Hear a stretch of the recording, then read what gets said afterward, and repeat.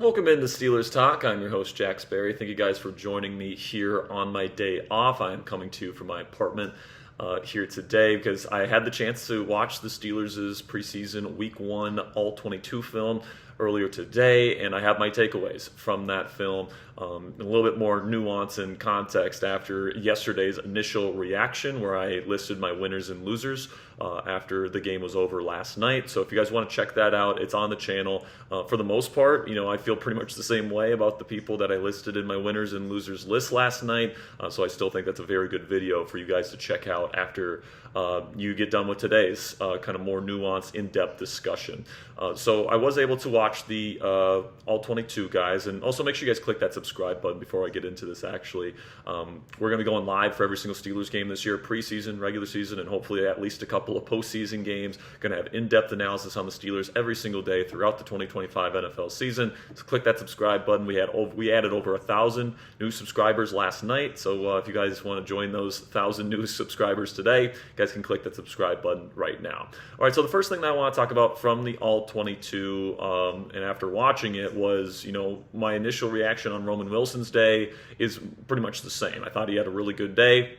Obviously, he had that catch on the first play for the Steelers offense with that play action intermediate dig route, essentially, kind of that basic route over the middle. It was a 19-yard reception for Roman. He did a really good job running his route. It was against a starting corner for the Jacksonville Jaguars and Tyson Campbell, really physical corner.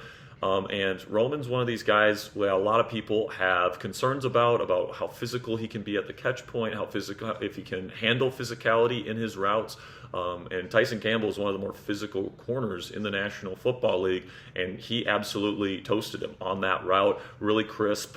He stemmed vertical, and then he put his foot in the ground, got some separation in man coverage. So that was really good to see from him. And of course, Mason put a good ball on him. So that was really good to see from Roman, and then to see him get a little bit of screen pass, look pretty good after the catch there. Just a very solid outing for Roman Wilson, and it was great to see him out there in a Steelers uniform outside of just, I think, like the 10 snaps we saw him out there in the Raider game last year. Actually seeing him catch a football in a Steelers uniform was really, really cool to see last night. He had a really good week of camp, and it was great to see him kind of capitalize and kind of cap off the week with a catch in the preseason game. So he looked good. Hopefully he can, take this momentum into next week. Of course, the Steelers will be having their joint practice with the Tampa Bay Buccaneers later in the week in preparation for their preseason game at Acrisure Stadium next Saturday. So hopefully Roman continues to try and solidify himself as the number 2 wide receiver in this Steelers wide receiver room this year. Another thing that really stood out to me specifically with the first team offense last night on film, guys, is that the pass protection, it looked good on the initial watch. It looked good again on the All-22 to me. All the players that you're expecting on that offensive line to play, Zach Frazier, Mason McCormick, and of course the 2 tackles, Troy Fautanu and Broderick Jones, all of them look good to me, and even Spencer Anderson, who has certainly come in relief more than his fair share over the years. He looked very, very solid as interior offensive line depth, starting at left guard last night. So, Mason Rudolph had all day to throw. Even on his sack, it was one of those reps where he had 8 seconds to throw the football before he ended up being taken to the ground. So not worried about the pass protection whatsoever. And I think they showed you exactly what you wanted to see from a pass protection standpoint going up against the first team Jacksonville Jaguar defensive line. It wasn't like their second teamers out there, guys. This was Josh Hines-Allen, who's known as a really good pass rusher. Broderick Jones was handling him pretty handily those first 2 drives, and then Troy Fautanu going up against Trayvon Walker. Fautanu did have a penalty on an illegal hands to the face, but overall I thought that he looked pretty good on the evening as well. And then the interior guys weren't caving in all that much. I thought McCormick looked good. Of course, Zach Frazier looked good back there. He always looks good in pass protection. And then, like I said earlier, I thought Spencer Anderson looked like he fit in with a potential first-team offensive line if, God forbid, something were to happen to Isaac Seumalo. So really was impressed by the pass protection as well. And then in addition to that pass protection, Darnell Washington, the tight end, not only caught that touchdown, but he also looked really good as a blocker, all right? He's moving people. And then when he was actually asked to pass block a couple of times as a 6th offensive lineman, and he was stonewalling dudes just like we saw from him at the Friday Night Lights practice. So to see Darnell being able to do that at a high level is exactly what you want to see from Darnell, because that's who he's going to be. He's going to be your blocking tight end that's also going to be a weapon in the red zone, somebody that can leak out a little bit into the flat on some of these play action bootlegs as well. Big guy, not easy to bring down, and he's got really good hands, man. Like that touchdown catch was a little bit contested last night, and he was able to maintain his concentration, come down with the football. So that was great to see from Mount Washington, who had a really, really good game, after having, really good 3 weeks of practice to this point in Latrobe. So really good stuff from Darnell. And then when it comes to the running game, there's been a lot of talk on Steelers Twitter, people saying that the run game was terrible last night, all this different stuff. I'm not too worried about it, guys. All right, they really only ran the football twice with the quote unquote first teamers out there. It was really, really a pass heavy approach on those first 2 drives. Mason Rudolph had 10 pass attempts on those first 2 drives, and Kaleb Johnson only had 2 rushing attempts with that quote unquote starting offensive line out there. And one of the plays wasn't fantastic. The offensive line did get driven back, but then on the next one, the offensive line won that line of scrimmage battle. So 50% on the night. Obviously you want to see that go up for a team that is looking to really establish themselves as a top run game in the league. But you have to remember, guys, no Ryan McCollum last night, no Calvin Anderson.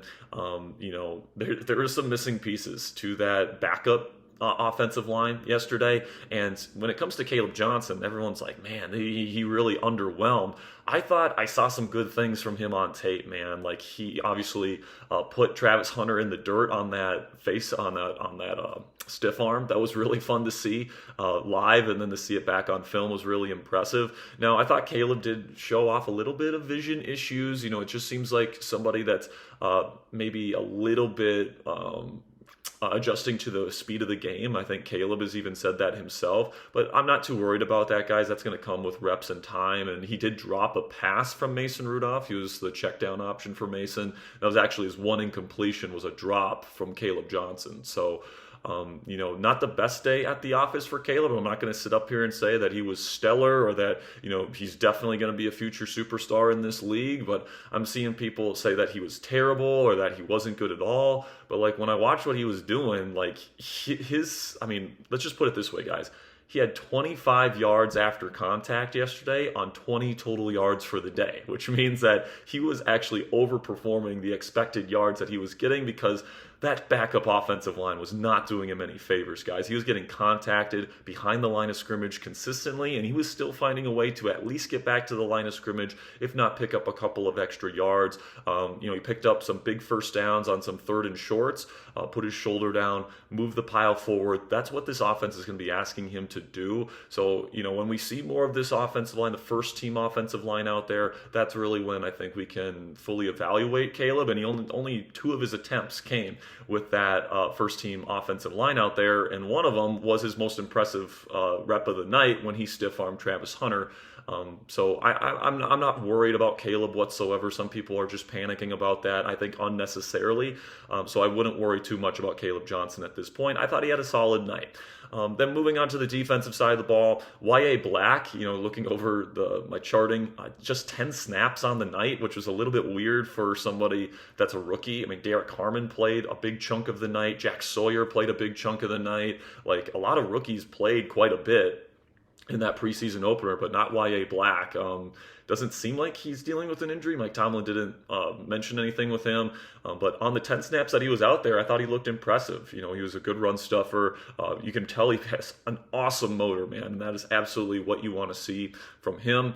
I thought he looked good out there in the limited snaps that he got. So are they limiting his snaps because they don't want him to get injured? Are they limiting his snaps because they don't quite trust him yet? I don't really know the answers to those questions, but he's been looking pretty darn good in practices, and he looked good on the film to me. So good week for Y.A. Black.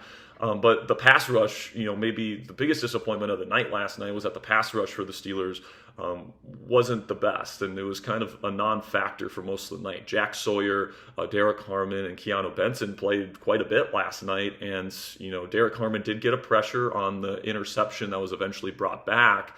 But I thought Harmon was going to be a little bit more of an impact, especially when he was still out there, when Jacksonville's backup offensive line was out there. But I thought that Harmon looked okay. Benton really wasn't much of an impact at all.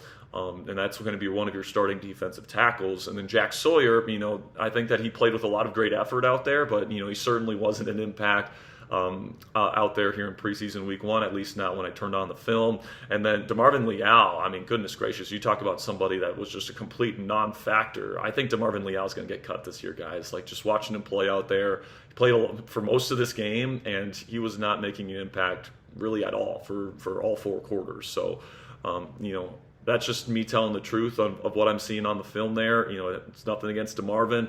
I'm hoping that he can turn it up here in the preseason games later on so he can make this roster. I'm rooting for everybody on this 90-man roster right now, but just not the best overall night for DeMarvin, who really needs to show out to make this football team this year. I would say Jack Sawyer looked better than him last night, and Jack wasn't like that. Wasn't like a super impactful player. So Leal's really going to have to turn it up here in the weeks to come, I think, if he's going to want to make this roster. Might be a practice squad guy, but I would say at this point probably not a 53-man roster dude. All right, so that's going to be it for today's show, guys. I just wanted to get a quick video out to you guys here on a Sunday. Hope you enjoy some preseason football this afternoon. Of course, we'll be back tomorrow on Steelers Talk Live. We'll have another practice report from Latrobe tomorrow, and we'll have some more stuff to talk about regarding this preseason game as well, and getting ready for the joint practices, which is really might be the most important thing of this preseason. Aaron Rodgers talked about it this week in Latrobe. That joint practice is going to be probably his most important thing this entire preseason, because he gets to go up against a different defense, different scheme, and it's going to be good to get QB1 ready for the start of the regular season. So we're going to have a bunch of great coverage for you guys this week on Steelers Talk. Make sure you guys click that subscribe button if you haven't already. And until tomorrow, guys, here we go, Steelers.